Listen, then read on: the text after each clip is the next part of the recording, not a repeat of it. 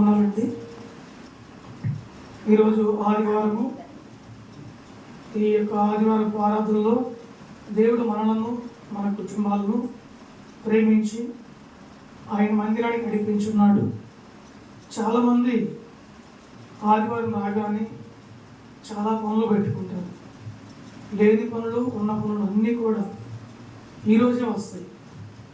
ఆ పనుల్లో నుంచి బయటికి రాలేక వారు దేవుని మందిరాన్ని పోగొట్టుకుంటారు, దేవునికి దూరమై ఉంటారు. వారి జీవితంలో ఆత్మీయతలో ఎదుగుదల ఉండదు.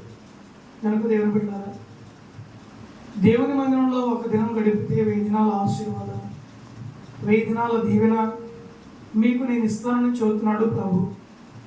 అలాంటి గొప్ప దీవెన ఆశీర్వాదాన్ని పోగొట్టుకొని చాలామంది చాలా పనులు పెట్టుకొని వారి పనుల్లో నిమగ్నమైపోతారు, మందిరానికి రాదు. కొందరు ఉంటారు, వాళ్ళకు కూడా చాలా పనులు ఉంటాయి. ఎన్ని పనులున్నా పనులన్నీ పక్కన పెట్టి దేవునికే ముందు ప్రాధాన్యత ఇచ్చి మందిరానికి వచ్చి వాక్యం విని వాక్యం ద్వారా మేము దీవించబడ్డామని వారి మనసులో తలంచి వారి హృదయపూర్వకమైనటువంటి కానుకను గుప్పెళ్ళు విప్పుతారు. ఇలాంటి ప్రజలు కొంతమంది ఉంటారు. అయితే దేవుని బిడ్డలారా, మన ప్రతి కదలిక, ప్రతి నడక, ప్రతి మాట చూసే దేవుడు ఆకాశంలో ఉన్నాడు, మనం భూమి మీద ఉన్నాం.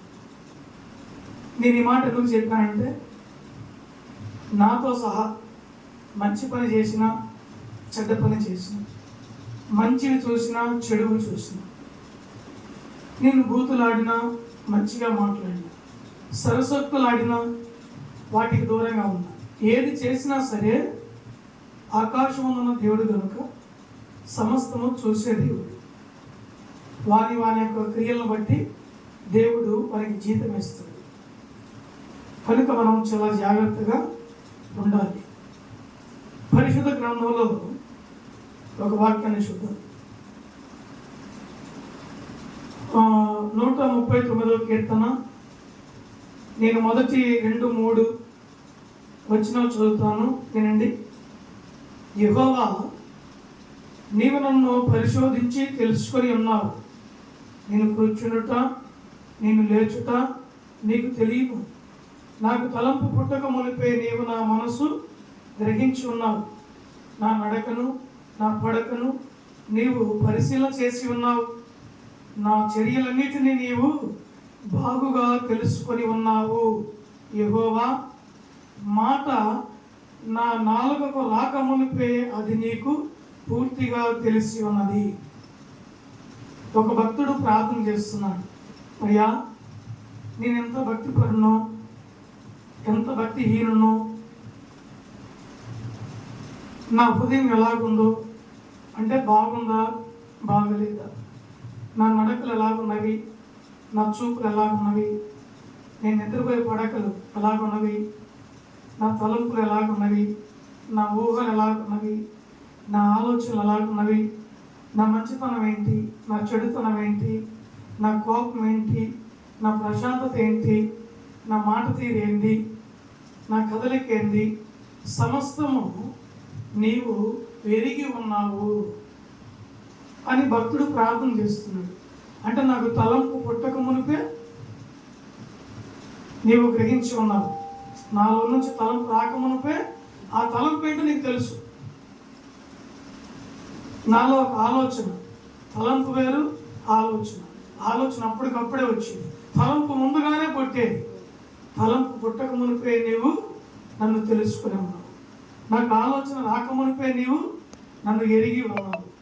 కనుక నా నడకను, నా పడకను, నా మంచిని, నా చెడుని సమస్తం నీవు పరిశీలన చేసి ఉన్నావు అని ప్రార్థన చేస్తున్నాడు భక్తుడు. నిజమే కదా. ప్రతి ఒక్క మనిషి యొక్క మనసు, వాని స్వభావము ఎలా ఉంటుంది, వాని యొక్క మాట తీరు ఎలా ఉంటుంది, వానికి దాన గుణం ఉందా, పిసినారి గుణం ఉందా, వానికి కోపం ఉందా, నిదానం ఉందా, మాట తొందరపాటు ఉందా, నెమ్మదిగా మాట్లాడతాడా, ఇతరుల మేలు కోరతాడా, కీడు కోరతాడా, ఇతరులకు సహాయం చేస్తాడా, ఉన్నది దోసుకుంటాడా అన్నీ దేవునికి తెలుసండి. ఎందుకంటే నిన్ను నన్ను నిర్మించిన వాడు నీకు నాకు జీవితాన్ని, ఆయుష్కాలమును, ఈ శరీరమును సమస్తము ఇచ్చిన దేవుడు కనుక మనకు జన్మనిచ్చిన తల్లిదండ్రులకైనా తెలుసో తెలియదు కానీ దేవునికి సమస్తము తెలుసు. ఎందుకంటే ఒక మాట చదువుతాయండి, 139:16 వచనంలో ఒక మాట ఉంది. నేను పిండమునై ఉండగా నీ కన్నులు నన్ను చూచెను. నేను పిండమునై ఉండగా నీ కన్నులు నన్ను చూచెను. నియమింపబడిన దినములలో ఒక్కటైనను కాక మునిపే నా దినములన్నీ నీ గ్రంథములు లిఖితములాయను. నేను పిండమునై ఉండగా నీ కన్నులు నన్ను చూచెను. అంటే మనం పిండముగా ఉండేది ఎక్కడ? తల్లి గర్భంలో ఉంటాం. ఎంత